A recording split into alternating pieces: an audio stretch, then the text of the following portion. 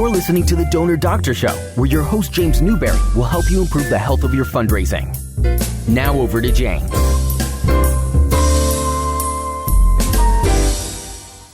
Hello, this is The Donor Doctor again, and I'm with Jim Minarik.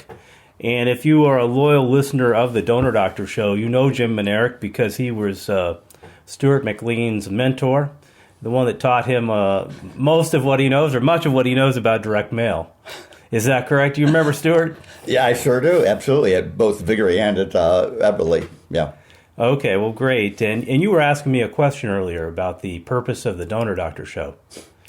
About the permanence of donors or the show? No, the purpose of the show. Oh, the show. Yeah, exactly. I thought that was a good question. I think it's the first time a guest actually asked me that. Oh, no. Well, it's twofold. One, I'm concerned about people really not, they learn a certain amount and they kind of quit learning, which I think is unfortunate. And then there's another problem. I think clients that are successful, not everybody is successful in direct mail or in some other source of finding names, and then they don't upgrade them. They don't really establish a relationship. So I think that's to try to maybe help both. That's really the purpose of the show. And you were saying that you've known many cases where clients, they had a great opportunity and they kind of squandered it. Well, I'll state one in particular. It's an organization. I wouldn't say where they are, but they hired me now 3 years ago as a consultant because they were capturing millions of names, literally millions of names through telemarketing for charitable contributions. And once they got the name and got a contribution, then they go and try to get another name. He had these literally millions of names that they gotten at all the expense of prospecting by telephone and never really, they followed up like one time maybe. These are house files. This is a gold mine, right. And they didn't get it, and I tried to work with them, and finally they said, well, we're going to do it our way. And I think they're going broke, to tell you the truth. Well, yeah, I mean, if you follow a foolish path, that's what happens. You go broke. It's like a business or anything else. Yeah. Well, anyway, it's interesting. We actually met through a card game many years ago, right. 30 years ago. Exactly and right. There were a couple of somewhat famous people in the game as far as like in the media. One was Marvin Liebman. He was his character, and I know great you know man. him. Yeah, and great taste too. I remember playing in his game. He had a beautiful apartment, and then he was Richard Vickery's mentor. That's right. That's right. And that's where things started. The host of the game, of course, he had. I don't know if you know. Did you ever see the Dateline episode that featured him? Oh, yeah. Oh, yeah. Oh, yeah. We won't get into all that. Well, need to. I called him the next day because I was worried, he'd be depressed. Yeah. Most people would be. But there's some people that think that any publicity is good publicity. Well, that was a tough. Dateline never makes you look good. Now, what he did was not illegal. So right. But when the powers that be come after you, they're going to get you somehow. I mean, and he had many lean years, but 10 years later, I think he moved to Nevada, and he was arguing a case before the U.S. Supreme Court. I did not know this. Yes, there was a fellow, I guess he looked at shifty, whatever that means, and the police asked him for his ID. It was not in a car. And he said, no, I'm not going to show you my ID. And they arrested him, and so it was a court case, 5-4, and our buddy there was arguing the case. He was on the losing side, but wow. But yes, it's a great story that no matter how bad you think you are, you can come back. That's through right. hard work. That's right. Well, anyway, one of the reasons I came to you is because I like to get to the roots of where people learn things. And I interviewed Bruce Eberly, and he said, well, he thinks the best letter writer was the Apostle Paul, which is pretty good. Yeah, you're right. There's the book of Philemon, where he argues for sparing the life of a slave that from its master. You know what I mean? So there's lots of places. David Ogilvy and Herschel Gordon Lewis are two people I have great respect for. They both talk about Claude Hopkins. Now, most everybody has read about Claude Hopkins, but I think you should reread them. Somebody you should read every few years. Richard Vickery read it at least once a year, and it's not like he didn't have the book already memorized. Claude Hopkins, you're talking about? Claude Hopkins, yeah. And he had several copies. He begged his people, his employees, to read the book. Some of us did. A lot of them didn't. But Richard would read at least once a year. Well, one of my favorite stories, or it's really sad stories, was there was a guy I was working with, and he was weak. and he ended up getting fired. And I was moving offices, so I just said, "Here, have you read this book?" It was the boss's book, an easy book to read, an excellent book, but perfect in the sense of if you're even a lazy person, you should be able to read this book. He said, "No." And it's those are the kind of people who lose. Just like you were talking about your story about the people who didn't, the lifetime value of those donors was huge. That the whole purpose of getting their names was to cultivate it. It wasn't for that one thing. But they were comfortable where they were, even though they were slowly dying, and they were misguided. They were. That was the sole purpose of getting them. Wasn't even if they were making money from that. Yeah. Was more to establish a relationship. They didn't get it. They were lost. Absolutely, and a lot of people are lost. One of the questions I've always wondered about. It's one of the big debates. A lot of people talk about pile A and pile B. There's one approach is you try to make it look as personal as possible, like a letter from your grandmother, and other people, it's a window with teaser, everywhere. What are your thoughts? I mean, obviously, each has its place. What are your thoughts on that debate? Because the carrier, you agree, is a huge part of the success of the package. It is. Say if they don't open the envelope, the letter doesn't mean anything. Nothing else means anything. You got to first get them to open the envelope, obviously. Right. So, as far as who you're writing it to, maybe your grandmother, maybe not. Maybe your bail bondsman. It depends on what you're writing about and what the prospective audience really is. If you know what lists you're going to go to, what lists have been proven to work if you have an established client, then that's the kind of person you're going to. Then you have to come up with somebody that would fit that profile. And it may very well not be your grandmother, but it might be your ex-wife. It could be any number of people. You've got to imagine that particular person that fits the profile of the list that you believe you're going to be probably going to. And if you've got a wide open thing, a huge, like mail the phone book, as they used to say, kind of thing, well, then maybe just somebody you really know very well. That could very well be on there in the phone book, and you write to that person. You've got to write to an individual person in your mind. And when you type it out, it's got to be not dear friend. It's got to be that person's name. You can take that out later and put the X in there or the whatever. I like that approach. Put the name and that makes sense. You're really thinking of what they would respond to. Exactly. Yeah, very personal. Not just in the house letter, which of course by definition is more personal, but even in the prospect. Especially in the prospect. I like that. Yeah. Although in the house file, some people think because it's a house file, they take it for granted, they know the person, they don't put the effort into it. And one of the many examples Richard Biggery would tell me is, when you go to a house file, your object is to write to the person that has not given in 2 years. The hard sell, not the easy sell. Right. If you get that guy, then you get all the ones that are going to fall in place. If you're going for the one I gave you a few months ago, then that's all you're going to get.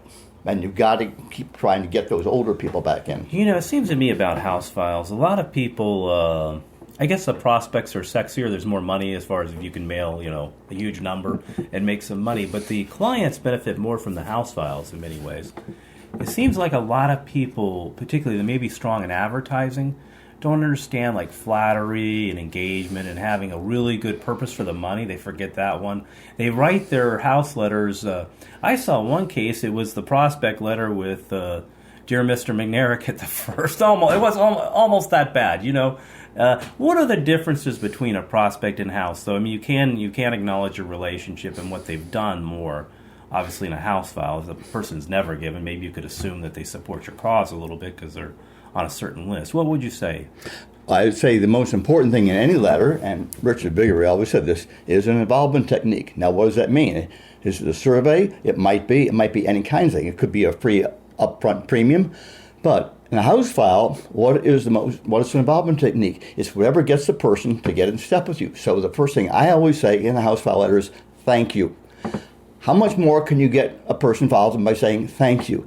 First of all, most people, once they give to something on a prospect, they looked at a house file maybe a month later, a few weeks later, whatever. They may not remember at all that they gave this organization. That's a good point. People forget that. They do that. They think, oh, yeah, that's our person. No, they don't know that. They give you something which has initials in it, whatever, like ACB, whatever. So the first, thank you. Oh, for what? For the contribution you gave us last month. Oh, really? What did it do? And then you go through it. And you've got them involved because you're talking to them one-on-one. If you could start writing out talking about anything personal about an individual. That's the involvement technique. But on a prospect, you don't know those things, or you certainly got to pretend you don't know them if you have a very select list. And so you've got to do other things, but all those other things are very secondary to the person himself. Somebody once said, I could write a book and you'd read every word if it was all about you. Oh, that's right. Use a huge word. Yeah. Use a huge word in direct mail. Yeah. Do you remember those books that said years ago, who's who in American universities, who's who is? Because if you buy the book because your name is in there somewhere. Well, it's interesting about the who's who, which I think are somewhat scams just to sell books. Oh, it was. Everybody eventually figured out, but stick your name in and buy the book. It's interesting. They tried a technique in the conservative movement, like who's who among American conservatives, and it didn't work. And I read the comment mail, and it's because the people who give to advocacy are giving for, even though they do like flattery and all that, they're giving because they care about the cause. Right. And so they're not really into personal acknowledgement, like somebody giving to a museum or giving a higher dollar gift to their college might. They might want some recognition. Right. Somebody giving $25 to, stop the Panama Canal. There you go. They're going many years ago. Obviously, Right. Not an issue anymore. We'll get it back yet. That's on Trump's will list next week. It's funny you mentioned that. I worked in the 80s, and I was at a Christmas party as pollster Ed Goez. I don't know if you know him, but there was I was saying, believe it or not, that issue still works. This is like in the late 80s, 10 years after the treaty had been passed. Yeah. And there was people mailing on it even after there were various things. Much smaller, but right. Issues have a longer...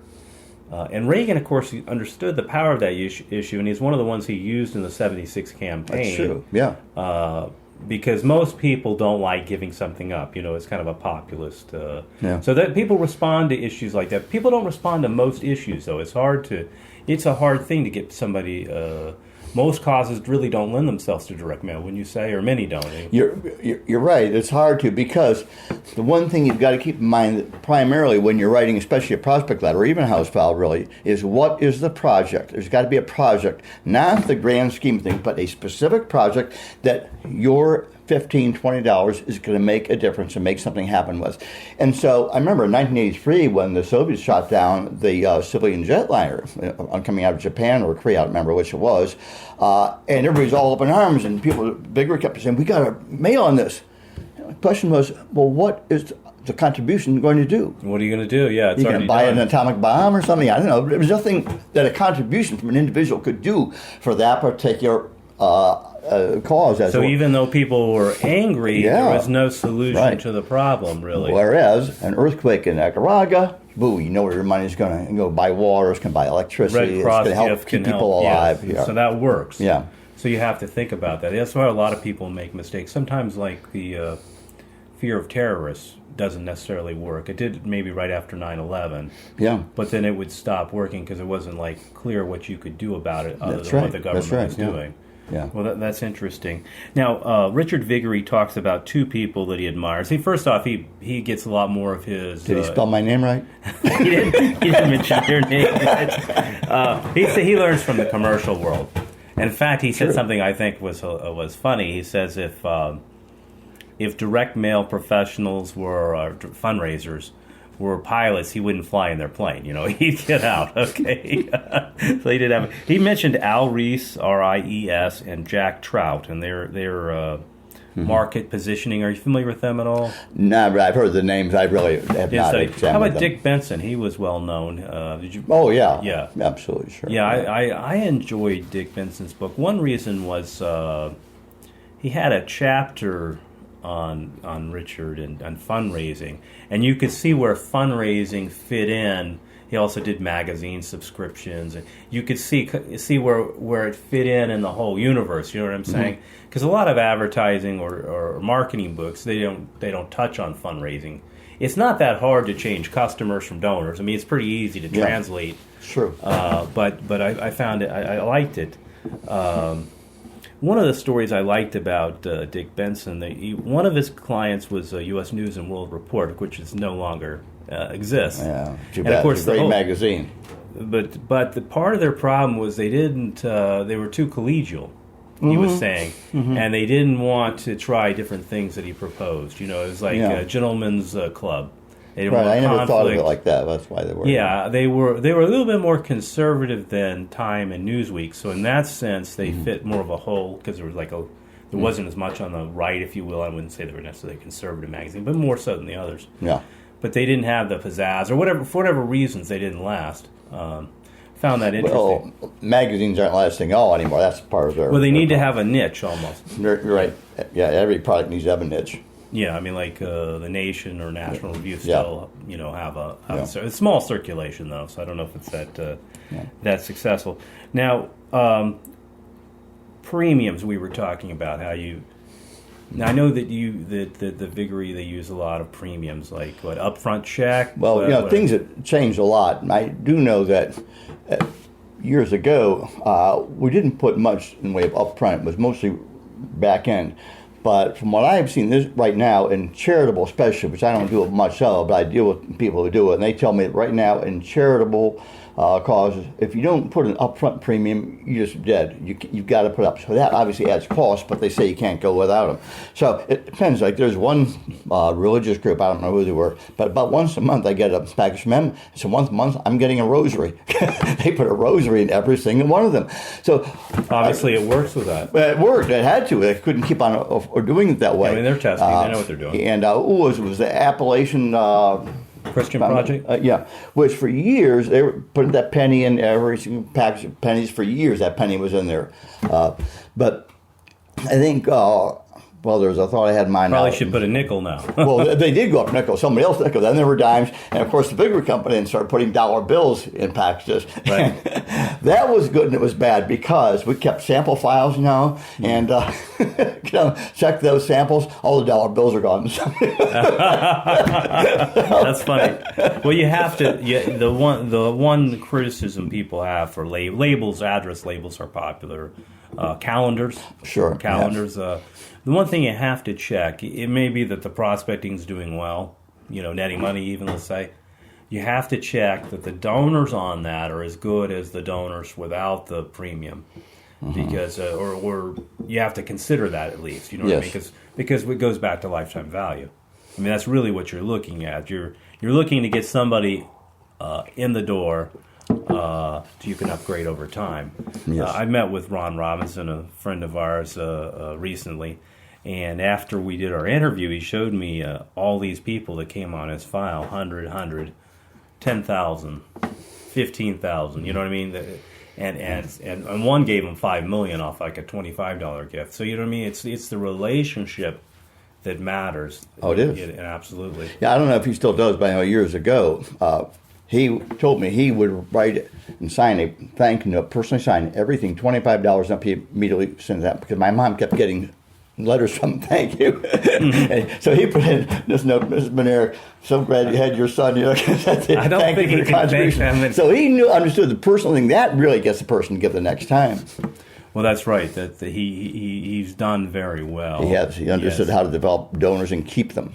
We also had a vision that a lot of people don't. He bought the Reagan Ranch. Yes. And he's also, of course, he has a need because there is a lot of intolerance on college campuses to people that don't. Well, even certain liberals are objecting to it nowadays. Comedians. Yeah, finally, a couple of them are. Somebody in the New York Times, I don't remember his name, really got on him. Said, we're tolerant to everybody as long as they agree with us. He was criticizing his own liberals. Of course, then he got a firestorm of criticism from the fellow liberals. It is unfortunate. One thing I heard, I don't know, Drayton Bird, he's a protege of Ogilvy and Mather, and I was reading something, and he said the difference between advertising and direct marketing is advertising's for everybody. Yes. Direct marketing is to the individual. Would you agree with that? Oh, yeah. We always talk about what gun you're going to shoot. And advertising, shooting a shotgun. Direct mail, you're shooting a rifle. You're aiming at one individual with one bullet. And of course, in like television marketing, there is some segmentation. You look at what hour and what programs you're going to advertise on. And some of them, I wonder who's their marketing director. I'm looking at a football game and advertising something that nobody watches football would care to buy. I won't go into all that. But yeah, direct marketing is a rifle shot, and advertising is not maybe for everybody, but certainly is a shotgun approach. Right. If you were a young person getting in the career now, what advice would you give them? Because a lot of people who listen to podcasts, they're not older people. They're people in their 20s and 30s that maybe try to learn. There are so many things. I say, first of all, look up Richard Viguerie on the internet and find any advice he can give you right there. Read Claude. He does have some podcasts he's going to interview. Yes. Well, that would be great. If you can get him to sit down with you, even better. I was lucky that when I got hired at the Viguerie company as an account rep, I had account supervisor over me and then a vice president over him. But my first account, which happened to be the Conservative Party of New York, Richard had me answering directly to him, so I was sitting there, or kneeling, you might say, at the foot of the master on that account, and I just learned so much from them, which I was not getting from my account supervisor or the vice president. They were organizers and managers, pretty much. But in fact, before I went there, I was working with John Fisher, an American Security Council down in Cultivate, and he knew I was leaving there. I wanted to get a job in direct marketing and as a writer, and he said, see if you can get a job at the Viguerie company, and if you can, learn from Richard Viguerie. He said they've got a lot of writers there, but Richard was the only real writer, and it was true. And I was lucky enough to get that, and so I was there for 7 years, and I just learned so much that I forgot so many good things I had learned at the time. But so going into what would be the best thing, say learn how to write a letter, learn how to use grammar, not necessarily correct grammar, but grammar that is effective. You don't have to worry about leaving a preposition at the end of the sentence or not, but learn how to write well. And when you're writing to somebody, have that person in mind and be sincere. The best thing would be if you have a God-given talent for writing. Second best thing after that, in addition to that, is believe in your cause. And then third thing is work hard. Stay up late at night, writing that letter. And as Ogilvy said, wait till all the dust is settled, everybody's gone, start writing your copy. Wait till the cleaning crew is gone, and get out a bottle of wine and pour yourself some wine and start writing copy. But then he said, but only half a bottle. He said, whole bottle of copy doesn't look so good the next morning. That was the story on you, was that you'd come at 6 and leave at 6 in the morning. Well, it's funny. I used to, I've come in at, sometimes when I wasn't sleeping well, I would come in at 3 or 4 in the morning, and I would, and I remember having one colleague who was an excellent writer. He was there. Yeah. Well, that'd be a good time to write when you're best suited to it. And if you're a manager and a writer, get all that managing stuff during the day. Make sure you're fresh when you're writing. If you want to stop, then go home, get some sleep, and then come in at 3 in the morning like that, and you're fresh with a coffee, and nobody's going to interrupt you. That's the way to do it. What's the difference between recrafting a package, you did the year before, and writing something brand new for a new client? That requires a degree of concentration higher, like you're talking about. Yeah. Well, anyway, I appreciate you coming on the show. It's always good to see you. And hey, to the audience, Donor Doctor Show says, see you next time. Bye.